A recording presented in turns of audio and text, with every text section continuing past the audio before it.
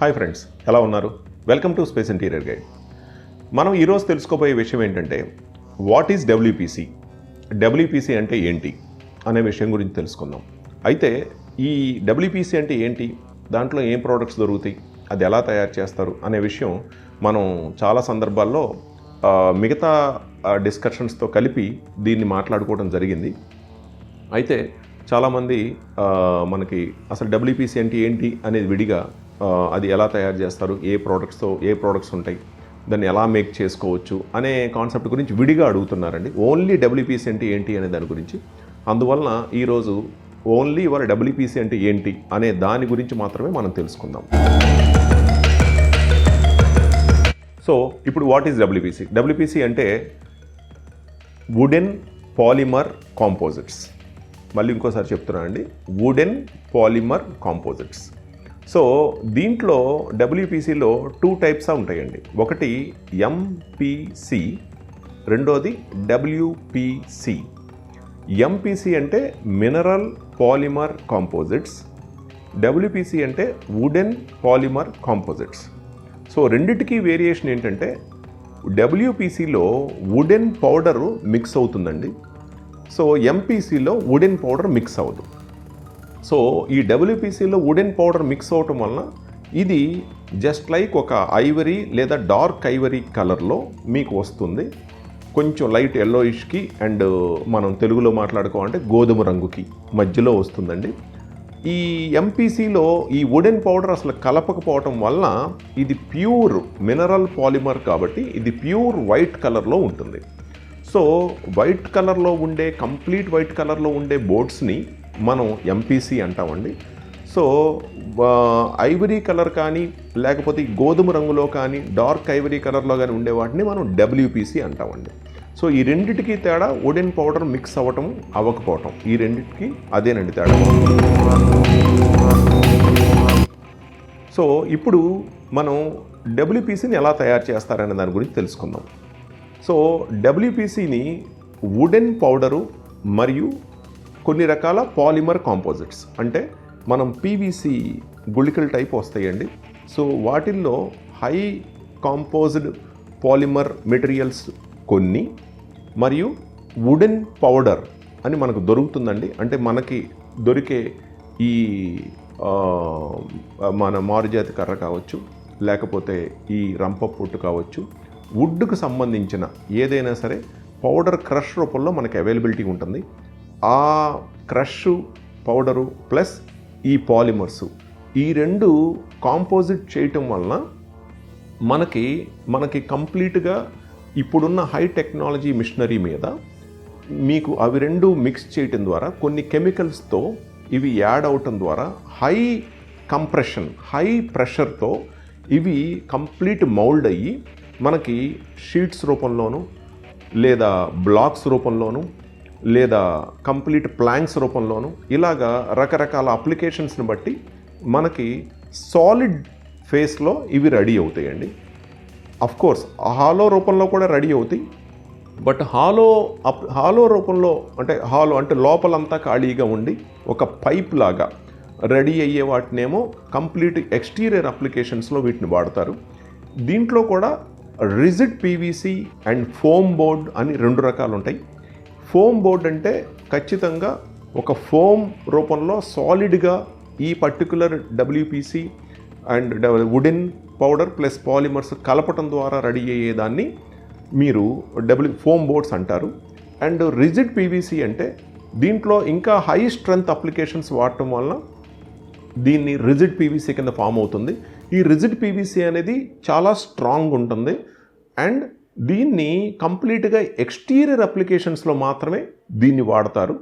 Like బయట exteriors, swimming pools దగ్గర కానీ, లేదా మీకు ఏదైనా పార్క్స్లో ఏదైనా ఫ్లోరింగ్స్ రూపంలో కానీ, లేదా పార్క్స్లో బెంచీలు, అంటే పూర్తిగా ఎండకు ఎండుతూ పూర్తిగా వర్షానికి తడుస్తూ ఉండే అప్లికేషన్స్లో ఇవి వాడతారండి. ఇది పూర్తిగా ఎక్స్టీరియర్ అప్లికేషన్, అంటే గేట్లకు వాడే ప్లాంక్స్ కానీ, మన మెయిన్ గేట్స్కి వాడే ప్లాంక్స్ కానీ, లేకపోతే బయట ఎలివేషన్స్కి వాడే కొన్ని రకాల బోర్డ్స్ రూపంలో కానీ దీన్ని యూస్ చేసుకోవచ్చు రిజిడ్ పీవీసీ అనేది. ఇది కొంచెం లిటిల్ బిట్ కాస్ట్ ఉంటుంది. ఇది ఇంటీరియర్ వాడటానికి అంతగా మ్యాచ్ అవ్వదు. సో ఈ ఫోమ్ బోర్డ్ టెక్నాలజీ అనేది ఏదైతే ఉందో, సో ఇది కార్వింగ్ చేసుకోవటానికి కానీ, లేకపోతే మనం చిత్రికి పట్టుకోవడానికి కానీ, లేకపోతే ఏదైనా మోల్డింగ్ చేసుకోవటానికి కానీ, స్క్రూయింగ్ చేసుకోవటానికి కానీ ఇది చాలా కంఫర్టబుల్గా ఉంటుంది. అందువల్ల ఈ ఫోమ్ బోర్డ్ టెక్నాలజీ అనే WPCని మాత్రం మనం MPCని కానీ WPCని కానీ మనం దాంట్లో ఉన్న డెన్సిటీని బేస్ చేసుకొని, దాని వెయిట్ని బేస్ చేసుకొని, దాని క్వాలిటీని బేస్ చేసుకొని మనం దీన్ని ఇంటీరియర్ అప్లికేషన్స్లో వాడుకుంటే కనుక మనకి చాలా సౌకర్యవంతంగా ఉంటుంది. అందువల్ల ఈ ఫోమ్ బోర్డ్ టెక్నాలజీ ఏదైతే ఉందో దీన్ని అడ్వాన్స్డ్ అప్లికేషన్స్లో హై డెన్సిటీ మెటీరియల్ బోర్డుని తీసుకొని మనం వాడటం వలన మనకి ఇంటీరియర్లో దీన్ని చాలా కంఫర్టబుల్గా వాడుకోవచ్చు. అది గుమ్మాలు కావచ్చు, డోర్లు కావచ్చు, ఎలాగైనా. సో ఈ విధంగా మనకి WPC మేకింగ్ అనేది జరుగుతుంది. ఈ WPC అనేది కంప్లీట్గా వుడ్కి ఆల్టర్నేటివ్ అండి. అంటే వుడ్కి బదులుగా, అంటే అది కంట్రీ వుడ్ కావచ్చు, టేక్ వుడ్ కావచ్చు, ప్లైవుడ్ కావచ్చు, దానికి బదులుగా వాడుకోవటానికి మాత్రమే మనం WPCని మనం వాడుకోవచ్చు. అంతేగాని దీన్ని వేరే మెటీరియల్కి ఆల్టర్నేటివ్ కింద ఊహించుకునే కన్నా, అంటే అల్యూమినియం లేదా స్టీల్ వీటికి ఆల్టర్నేటివ్ కన్నా వుడ్కి ఆల్టర్నేటివ్, అంటే వుడ్ ఎక్కడెక్కడైతే వాడతామో ఇంటీరియర్ అప్లికేషన్ కావచ్చు, ఎక్స్టీరియర్ అప్లికేషన్స్ కావచ్చు, దానికి ఆల్టర్నేటివ్ కింద మీరు దీన్ని తీసుకున్నట్లయితే కనుక మీకు కంఫర్టబిలిటీగా ఉంటుంది. సో ఇప్పుడు WPCలో అసలు ఏమేం తయారవుతాయి, MPCలో కానీ WPCలో కానీ. సో WPCలో మీకు మనం గుమ్మాలు కానీ, డోర్ ఫ్రేమ్స్, కొన్ని ఏరియాల్లో చౌకట్లు అంటారండి, కొన్ని ఏరియాల్లో ద్వారబంధాలు అంటారు. ఇలాగా అన్ని రకాల గుమ్మాలు, అది బాత్రూము, బెడ్రూమ్సు, ఇంటీరియర్సు, ఎక్స్టీరియర్సు, మెయిన్ డోర్స్కి సంబంధించిన గుమ్మాలు, అవి సాలిడ్ బ్లాక్ రూపంలో ఇలాగా మీకు కంప్లీట్గా ఇలా సాలిడ్గా కంప్లీట్గా బ్లాక్ రూపంలో హై ఫినిష్డ్ టెక్నాలజీతో మనకి కంప్లీట్గా గ్రూవింగ్ టెక్నాలజీ కూడా దీంట్లో ఒక మౌల్డ్ రూపంలో వచ్చేస్తుందండి. మనం ఇలాగా వీటిని రకరకాల సైజెస్లో మనకు కావలసిన, అంటే బాత్రూమ్స్కి కావాలంటే చిన్న సైజు ఈ విధంగా, అండ్ బెడ్రూమ్స్కి కావాలంటే ఇంకొంత చిన్న సైజు, అండ్ మెయిన్ డోర్స్కి కావాలంటే ఇంకొంత పెద్ద సైజు. సో అలాగే మనకి రెండు పక్కల, అంటే బయట పక్కన మెష్ డోర్ పెట్టుకుంటాము, లోపల పక్కన డోర్ పెట్టుకుంటామంటే ఇలా రెండు పక్కల గ్రూవింగ్ వచ్చేటట్టుగా పెద్ద సైజు. సో ఇలాగా మీకు రకరకాల సైజెస్లో ఈ చౌకట్స్ అనేవి రెడీ అవుతాయి, డోర్ ఫ్రేమ్స్ అని రెడీ అవుతాయి. అండ్ అలాగే నెక్స్ట్ డోర్స్, అలాగే మెయిన్ డోర్స్ కావచ్చు, బెడ్రూమ్ డోర్స్ కావచ్చు, బాత్రూమ్ డోర్స్ కావచ్చు, ఎక్స్టీరియర్ డోర్స్ కావచ్చు, వీటిల్లో క్వాలిటీస్ని బట్టి 2-3 రకాల క్వాలిటీస్లో మీకు రెడీ అవుతూ ఉంటాయండి. అంటే డెన్సిటీని బట్టి 0.55 డెన్సిటీ, 0.65 డెన్సిటీ అండ్ 0.8 డెన్సిటీ అని ఇలా 2-3 రకాల డెన్సిటీస్లో ఇవి రెడీ అవుతాయి. 0.55 డెన్సిటీ అనేది మేము ఎకానమీ క్వాలిటీ కింద, అండ్ 0.65 డెన్సిటీ అనేది మేము మీడియం క్వాలిటీ కింద, అండ్ అలాగే 0.8 డెన్సిటీ అనేది మేము హై క్వాలిటీ కింద మేము పర్టికులర్గా కస్టమర్స్కి ప్రజెంట్ చేయడం జరుగుతుంది. ఇలాగా క్వాలిటీస్లో మీకు రకరకాల థిక్నెస్ల్లో మీరు 18 mm లేదా 24 mm లేదా 28 mm 30 mm ఈ సైజెస్లో మీకు డోర్స్ అన్నీ రెడీ అవుతాయి. ఇవి కార్వింగ్ చేసుకోవటానికి, పాలిష్ చేసుకోవటానికి, పెయింట్ చేసుకోవటానికి, ఎనీ ఇంటర్నల్ లాకింగ్ ఫిక్స్ చేసుకోవడానికి, దేనికైనా కంఫర్టబుల్గా ఈ డోర్స్ రెడీ అయి ఉంటాయి. సో ఇది వుడ్కి ఆల్టర్నేటివ్ కాబట్టి వుడ్ని ఎలాగైతే చేసుకున్నామో దీన్ని అలానే చేసుకోవచ్చు. ఇంకా మీకు వీటితో విండోస్ కూడా తయారు చేసుకోవచ్చు. విండోస్ కూడా విండో షట్టర్ ఫ్రేమ్స్ విడిగా దొరుకుతాయండి మనకి, అలాగే విండో ఫ్రేమ్స్ విడిగా దొరుకుతాయి.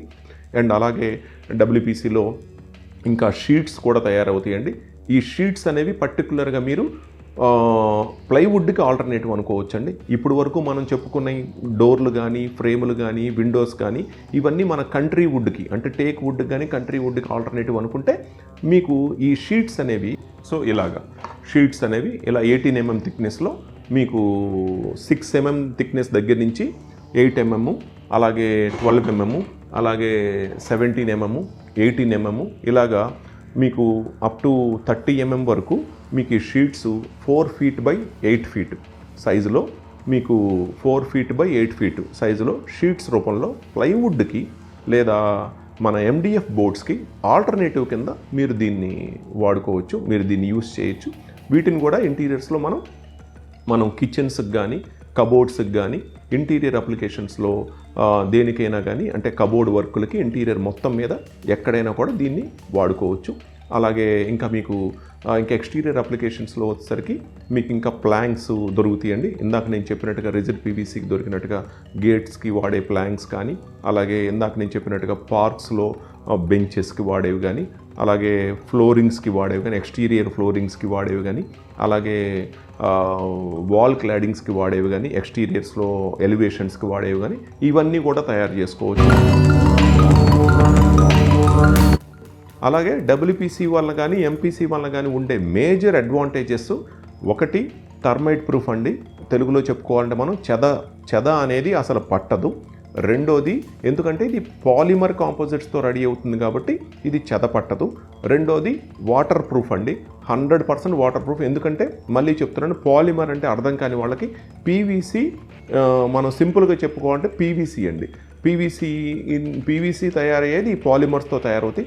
ఆ పాలిమర్ టెక్నాలజీని హై ప్రెషరైజ్డ్తో తయారవటం వల్ల ఇది WPC అవుతుందండి, వుడెన్ పౌడర్ కలపడం వల్ల. అందువల్ల ఇది వాటర్ ప్రూఫ్ అయింది. మూడోది సీజనింగ్ అనేది దీనికంటే మామూలు వుడ్కి ఉన్నట్టుగా టేక్ వుడ్కి లేదా ప్లైవుడ్కి ఉన్నట్టుగా దీనికి సీజనింగ్ అనేది బెండింగ్ ప్రాబ్లమ్స్ అనేవి ఉండవండి. అండ్ నాలుగోది వచ్చేసరికి మీరు హై క్వాలిటీ మీరు అప్లికేషన్ బట్టి వాడటం వలన మీకు స్క్రూయింగ్ కెపాసిటీ కూడా మీరు రెగ్యులర్గా వుడ్కి ఎలా ఉంటుందో దీనికి అలానే ఉంటుంది.